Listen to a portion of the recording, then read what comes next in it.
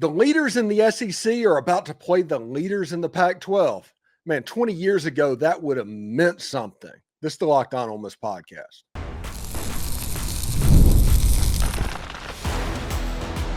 You are Locked On Ole Miss, your daily podcast on the Ole Miss Rebels. Part of the Locked On Podcast Network, your team every day. Welcome to the Locked On Ole Miss podcast. I'm your host, Stephen Willis, a 10-year veteran member of the national media and a former Ole Miss staff member. We bring in Michael Katz a little bit later on from the Northeast Mississippi Daily Journal to talk all about this game and the other sports happenings that are going on right now as well. Thanks for making Locked On Ole Miss your first listen every day, and please give us a like, subscribe, and comment on your way out.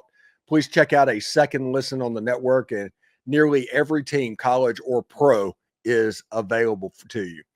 This episode is brought to you by Mazda. Like our players, we sweat every detail because when you make every move count, pulling off the unexpected is just the beginning. Stay tuned later for highlights in this week's Moving the Game Forward. Mazda, move and be moved.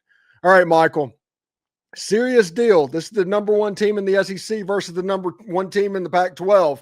I mean, back when USC played Auburn in 2003, that meant something. I'm not sure what to make of this right now, but there's basically posters all over the IPF. I was going to say, if this was 20 years ago, we would have gotten that USC Ole Miss matchup we were supposed to get to start the season. Yes. I went through their schedule, Washington State's, and I kind of forgot that they're playing Oregon State twice this year. Which is just, it's bizarre. It's crazy. That's where we're at right now. The Pac-12, that was my childhood. It was awesome. I love the old Pac-12. But hey, there's nothing factually inaccurate saying that you are taking on the top team in the Pac-12 this week. No, it's absolutely factual. And the honest thing is, they probably already have the trademark for this new iteration of the league that's going to come out, the Pac-8. That's something, that there's a logo around that building somewhere, right? There has to be. Yeah. So Washington State comes to Oxford, and they can throw the ball really well. I said on my show this week, this is probably one of the best passing teams, if not the best passing team that Ole Miss has faced. The problem is they're not very good anywhere else. And once they get one-dimensional and the other team can hone in on what they're doing, it gets really hard to pass the ball at that point. What is your takeaway on Washington State, and what should Ole Miss fans expect from somebody that's probably feel familiar with Washington State fans coming into your area? Yeah, it's interesting. I feel like to an extent, every Washington State team that I've been around is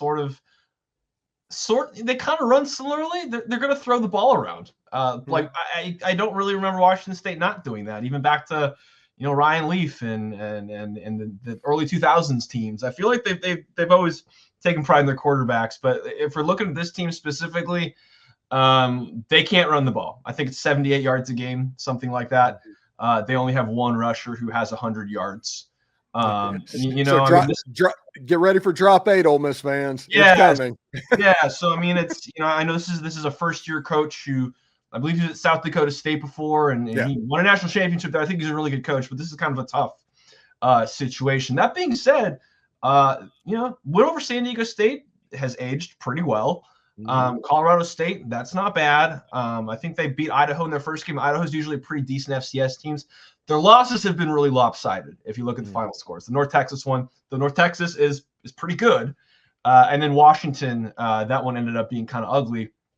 But again, I think that's a pretty decent Washington team too. So listen, if we're looking at if Ole Miss plays the way they were playing before the bye week, this game's over at halftime, right? But there's a couple games that are really important coming up over the next couple weeks. And, this is one of those games where if maybe you're not on your A+ game, it's maybe a couple score game at halftime and it ends up being worse. But I think that, listen, Ole Miss, if there's one thing that they've gotten better at this year, the defense has seemed to figure it out, particularly that run defense. And that's a team that already cannot run the ball. Ole Miss's pass defense has been really good this year overall. Passing efficiency defense, they're like top 15 in the country. So they're going to make Washington State do what they want to do, and I still don't think it's going to be enough. Yeah, and here's two stats that you may or may not know that I want to throw out to you. The average points per series against the Washington State defense is 3. They're giving up 3 points per series over the course of the season. And 5 games in, that's a lot of points. To put that in perspective, Ole Miss has given up about 1 on what that looks like. And second of all, Washington had 52 plays in that game, that in the Apple Cup against Washington State, and nearly 500 yards. That's nearly 10 yards per play. That includes incomplete passes for people that are watching. So even on plays where they didn't get anything, they still averaged 10 yards per play. That was one of those things, like whenever I was looking at predictions on Thursday and on Wednesday, it was like 31-17 and there was 35-17. I was buying into the sloppy thing, all of that with Georgia next week, the whole 9 yards. And then I saw those 2 stats and I was like, that's a problem. Then I watched some highlights of Washington State's and saw that they had trouble defending the edge against the run. And that's where Washington State killed them. And they had trouble tackling. And I was like, Kejuan Lacey might be about to go for 200 in this game. Yeah, this is going to be a good stat padding game for Kejuan in the run game. But I mean, honestly, like the last few weeks, really since Trinidad's come in, they have just had a ton of explosive plays in both running and throwing. If you're giving up 50 plays and you're giving up 500 yards, I don't believe that's a recipe that's going to work against Ole Miss too, because one, they're going to run more plays and they're probably going to be just as explosive, if not more so, than Washington was.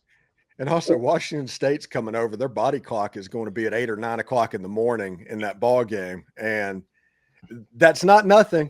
No, let me tell you, man, as somebody who just made that voyage from LA back to here, it takes you a second to get your clock right, especially with that 11:45 a.m. start here. That's really early for a game, especially for those on Pac-12 time. So there's definitely a lot of things working against the Cougars in this one. Yeah. It's not something that I think is going to be too kind on the Washington State Cougars. Now, Jimmy Rogers and the South Dakota State pedigree, giving them time, and they're going to be fine. This year, it's a lot of FCS players. They're good FCS players, but it's a lot of FCS players, and I just don't think they're there right now. You know what I mean? Yeah, I mean, listen, you can have great FCS players, but when you're playing against great SEC players, it's going to be a mismatch. I believe their running back, who's got, I think 150 yards, was a really, really good player at South Dakota State last year. But it's just there's such a talent difference between those levels. And like you said, he's going to get it figured out. I thought he was one of the really good hires of that cycle, especially since, Washington State's coach, I think, left for Wake Forest, I believe it was. Jake Dickert took that job, I believe.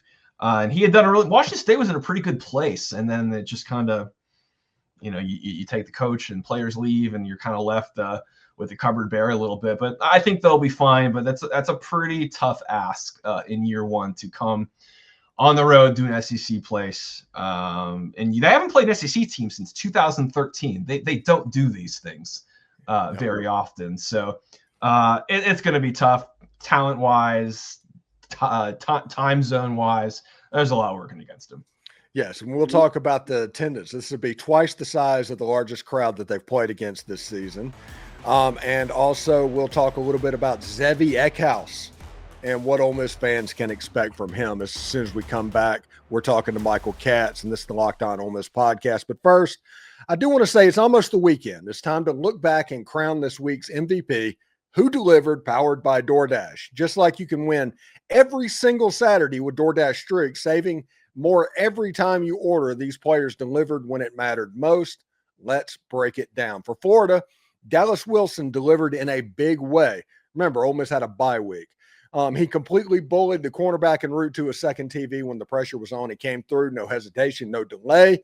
And if you've been watching on this show, we haven't been talking about Dallas Wilson, but I'm sure Locked On Gators has. This performance was a surprise, but Dallas Wilson might be starting a streak. And just like Dallas Wilson delivered for the future Ole Miss opponent, Florida Gators, DoorDash is delivering on your Saturdays. With DoorDash Streaks, you can save every Saturday you order, stack it up all season, and save up to $250, including $100 in DoorDash credits. Order this Saturday. Keep the streak alive. Fuel your game day only with DoorDash. Terms apply. Promo period runs through November 18th. And also, the NFL season is here, and FanDuel has an offer you don't want to miss. Right now, new customers can bet just $5 and get $300 in bonus bets if you win. That's right. Pick a bet, put down $5, and if it hits, you'll unlock $300 in bonus bets to use across the app. I love how FanDuel gives me so many different ways to play. I've built parlays, tried player props, even followed some live lines during games. It makes watching football even more exciting when you got a little something riding on the action. So whether you're a casual fan or love diving into the stats, FanDuel makes the game day experience so much better. So what are you waiting for? Visit FanDuel.com to download the FanDuel app today and get started. Do us a favor, like, subscribe, and comment on the video. Subscribe to the podcast on whatever audio podcatcher you're listening to this on. Give it a 5-star review as well if you would. It costs nothing but keeps this free. Keeps the lights on here. If you want more, join the Insiders program on the subtext link down below. No trolls, 14-day free trial, and the easiest way ever to cancel. So give it a try. And don't forget to check out a second listen on the network. Nearly every team, college or pro, is ready for you.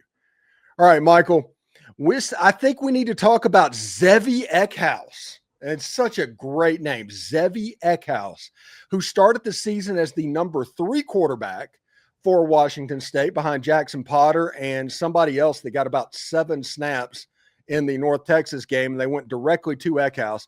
I talked to some Washington State people, had them on my podcast, went on their podcast and asked around. Apparently, they all thought that Eckhouse should have been starting from the beginning, but I can't figure out why he was 3rd string to begin with. Any insights there, West Coaster? No. Unfortunately, my West Coast ties have dried up in the 10 years I've been gone. So he started the Holiday Bowl, for people that don't know, for Washington State a year ago. He was the starter in that game after John Mateer went into the transfer portal and ultimately ended up at Oklahoma, and Ben Arbuckle left, and all of that was going on. The head coach went to Wake Forest. That was not the coach that chickened out on playing Ole Miss. That was the previous staff and administration that chickened out on playing Ole Miss. But Eckhouse is an accurate guy. He's a former FCS guy that transferred up ahead of this Jimmy Rogers experiment that they have going on at Pullman.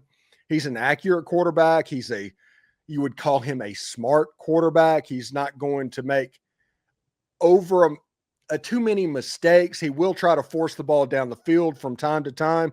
And apparently he will tell anybody that listens his favorite route is the deep post. Okay. Well, that's you better be confident to throw that one. Mm-hmm. But, I mean, his numbers are pretty good. I think he's completing close to 68 or just under 70% of his passes, 4 touchdowns, 2 picks. I've become more of a yards per attempt and yards per completion guy over the last couple of years, because I think that really sort of tells the story of like what they're good at and what they do. And his yards per attempt is pretty low. So I know they might try some of those deep shots, but it doesn't seem like they're super successful on a ton of them. I think, like you said, he's going to take care of the ball.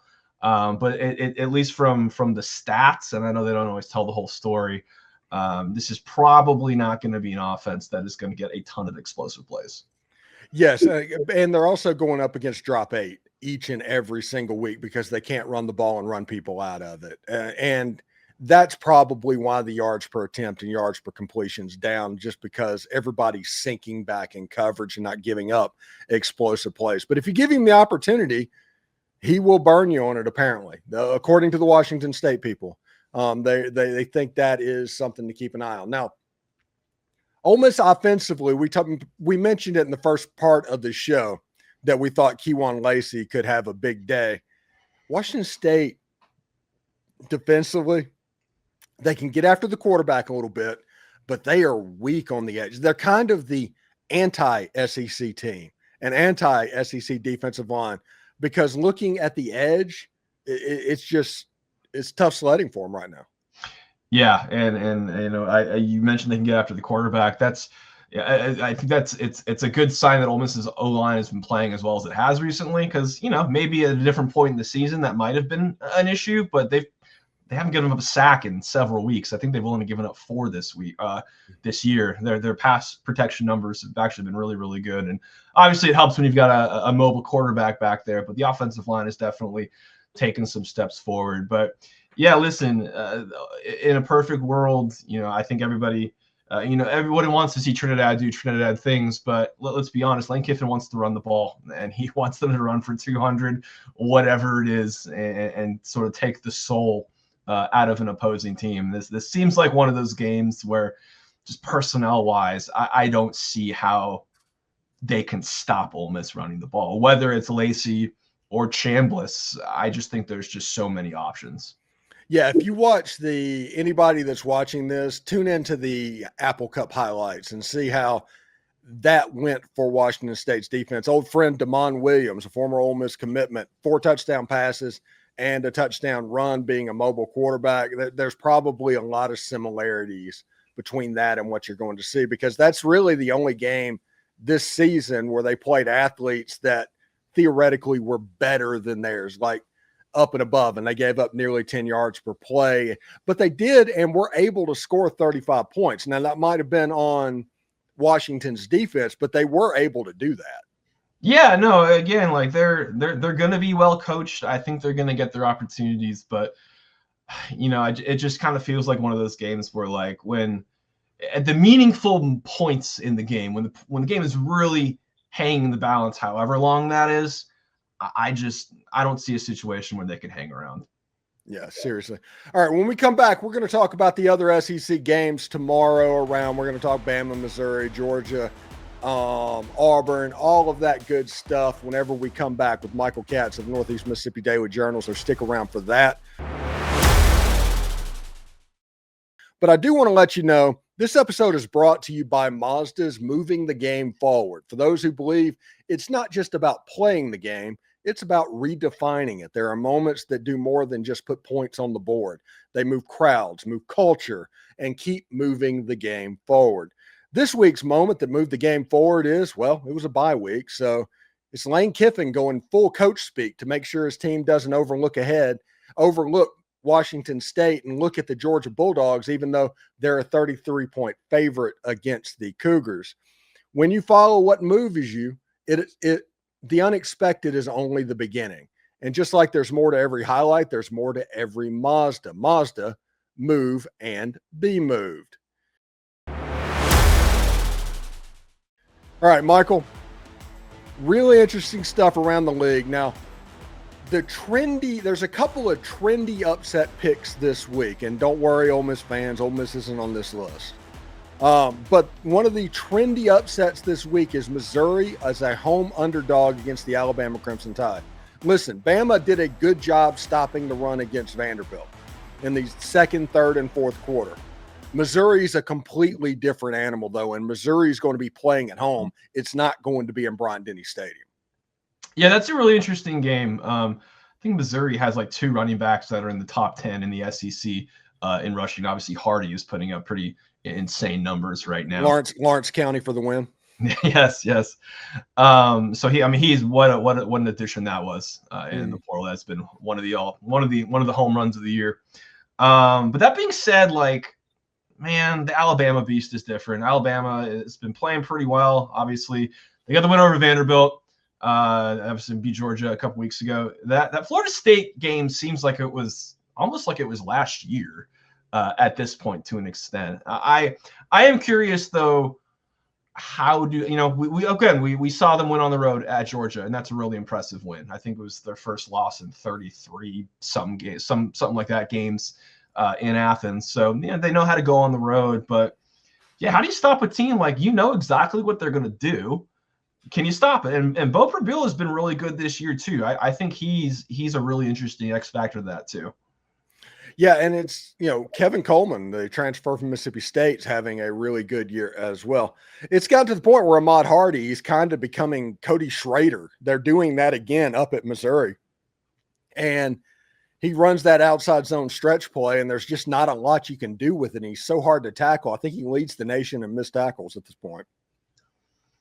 Yeah, no, it's Missouri running backs and former Missouri running backs are having pretty good years in the SEC right now. No, it is funny though to think like obviously they bring in Hardy and that's worked out great for them. And then Ole Miss said, hey, we will gladly take Kiwan Lacey. It's worked out pretty well for them too. Yeah, and people should probably take to heart 10-2 is the number to get to the college football playoff. 9-3 is not going to happen if you're 9-3. The point is, if Alabama loses to Missouri, that's their second loss. If Georgia loses to Auburn, that's their second loss. If LSU loses to anybody, that's their second loss. With Alabama still to go, with rivalry games that are meaningful on the schedule left to go. And speaking of that Georgia-Auburn game, listen, you weren't covering Ole Miss back during the Hugh Freeze experience. You didn't have that pleasure to be able to sit through that, to where you absolutely go to Bryant-Denny Stadium and smoke Alabama, and then you get beat by Memphis. The ups and downs that comes with Hugh Freeze. Everybody thinks that Georgia's going to be fine because it's Georgia. But there hasn't been that up game for Hugh Freeze yet. It's going to happen eventually to where they have that up game. And when you consider it's at Jordan-Hare Stadium at night, that's a weird place at night and a very hard place to win. It's on the night they're retiring Cam Newton's jersey. This just feels like a night like that Hugh Freeze versus Alabama in 14 and 15, to where Auburn's just going to win this game. There's definitely a chance, but man, as high as people were on Auburn at the start, obviously got off to a really good start. Every time I've watched them recently, it's just been like, it's just kind of been, it hasn't been super impressive. But like you said, this is the Hugh Freeze special, like the one a year where you are going to get this team that plays out of its freaking mind. And like you said, they're at home, they're retiring Cam's jersey. They could use Cam Newton in this game. I'm sure if he suited up now, he could probably still do horrendous things to that Georgia defense. But yeah, no, I think in our picks, I believe I took Georgia because that's the one that makes sense. Mm-hmm. If you're looking from a how they're playing and talent standpoint, it seems like a no-brainer. But yeah, this does have a Hugh's fingerprints potentially all over it. Yes, and Georgia. People have bet on Georgia like 85% of the time this week, and the line's not moving. Mm-hmm. And that kind of lets you know that Vegas is like, yeah, come on. We'll take it. Come on. We're good. Yeah, these buildings didn't get built for nothing. So, yeah, come on. And finally, before I let you go, Texas A&M and Florida. Can Florida do it again? That's the question. They've got the talent to do it, especially on the defensive side of the ball. And if they're going to start those two freshman receivers with Lagway, all that takes is a Texas A&M player slipping. You're down by a touchdown, and that may be a bridge too far with them. Yeah, one of my favorite things going around this week is that the best coach in the country is Billy Napier when he's fighting for his job, and it's just they just somehow pull it off from time to time. Then this one's at A&M, right? I think that's going to make it really tough. If it was at Florida, I'd feel pretty good about Florida, honestly. That would be really, really tempting. But A&M is playing pretty good ball this year. Obviously, they're in the playoff hunt too. Just hard for me to see them losing at home. But man, is this one of those times where Billy pulls it off again and manages to save his job, and DJ Lagway looks like the guy we all thought he was supposed to be? It's possible. I just think on the road it's going to be tough. Yeah, should be interesting. But it's an underrated week in the SEC right now. Even Tennessee and Arkansas provides drama with Mr. Motorcycle coaching the Razorbacks back into Neyland Stadium. So I'm looking forward to watching games, and I like the fact that the Ole Miss game is going to be over, so I can just kind of kick back and watch them happen in front of me. Yeah, and I honestly think LSU South Carolina could be interesting too. I'm still not sure what to make of LSU or South Carolina at this point. South Carolina's sometimes look great, and that sometimes has not looked as great. And obviously they've got one of the most talented quarterbacks in the country, but he's been a little bit up and down too. And then you look at LSU. I mean, we saw it. They're immensely talented, but that offense has been a little, maybe not what we thought it was going to be. And then, I mean, come on, who could forget everyone's favorite Chipotle quarterback in the Red River rivalry? That's right. We got to talk about that. Yeah, it's just a random burrito presser at Chipotle that overheard John Mateer say he's going to play in the Red River rivalry and reported that. It's like, yes, this is the most famous Chipotle employee in the entire country right now. Between that and the doctor who performed the surgery on his hand, they're going to make T-shirts of that man if he's able to play this week. Of Dr. Shin, I believe is his name. Which is weird that he's a hand doctor, right? Well, yeah. Dang. I didn't. It was right. It was right there. I didn't. It's like, come on. Dang. But yeah, no. I think my favorite part of the Chipotle thing was that no one believed it, and then someone found, like, the guy took a picture with John Mateer, like, in front of the tortilla press, and I was like, this is the stupidest, greatest sport on earth, and I can't get enough of it. Yeah, it's fantastic. And now, I do think that this is incredibly stupid, but John Mateer, part of him going to Oklahoma was to play in this game. That's a part of the reason they got him. But it could be very easy. Fall down wrong, running the ball. He likes to run it. Take some contact on that hand, hit a helmet. All the stuff that is normally part of playing quarterback can be that much riskier with a quarterback that is on the edge of health. I think in the availability report, he's listed as questionable right now. I think personally, Michael Hawkins in Oklahoma is good enough to beat this Texas team if they do what we saw recently. That defense is just going to have Arch in hell, in my opinion. If the Florida defensive line put 33 pressures on Arch in that game, I can't imagine what Oklahoma's about to do. Yeah, I honestly, with the way Texas's offense is kind of sputtered, I don't know if it necessarily matters who the quarterback is at Oklahoma this week. This could be a low scoring game regardless, because I haven't seen it from Arch in Texas yet consistently. They've been able to do that, and Oklahoma's defense has been pretty lights out this year. So I like Hawkins. I think he's a really talented player. He's a nice player. Obviously, you would love John Mateer because he is a superstar, but is it worth it to risk your entire season for one game? I don't know. I personally, I'm kind of with you. I don't think it's worth it. Yeah. It's just the name of rivalry where I think ego is going to take care of it. All right. What do you got going on with the Daily Journal, man? So obviously, we got a preview stuff in for Washington State. I'm working on another one of my patented features. I can't give off too much, but it's coming for Georgia week, hopefully, and it's going to be long. It's going to be about a player who has recently sort of captured the hearts of Ole Miss fans. I'm going to be as vague as possible. I can't imagine who that could be. That's right, Lucas Carnero. So we will see exactly how that goes. And whenever it happens, you can follow me on social media. I'm probably going to retweet the Michael Katz story as well. And you can follow him at the Daily Journal, which he would appreciate, I would imagine, very much. So, Michael, take care. Thank you very much for coming on the show today, and we'll talk to you next week, bud. Sounds good, man. Appreciate you. All right. Thanks for making the Locked On Ole Miss podcast your go-to source for Ole Miss sports. We pride ourselves in offering the most comprehensive perspectives, which is why we are the front door of Ole Miss. And if you don't believe us, Google Ole Miss podcast and look how much we come up. We're 80% of that page. Don't forget to subscribe, like, and comment. It helps the show, and it's absolutely free. Your support means the world to us. And another big moment for Locked On, college football fans. Locked On and Fire TV are presenting College Football Kickoff, your ultimate college football weekly preview. Drake Toll of Locked On Big 12 leads the conversation alongside two-time AP Coach of the Year Gary Patterson and former college star Jesse Holland, of course, Locked On's local experts. A college football preview only Locked On can do. Catch College Football Kickoff every Thursday throughout the season, only on Fire TV. Hotty toddy, everybody. And remember, analytics is just the old English word that means bad football. We'll see you tomorrow.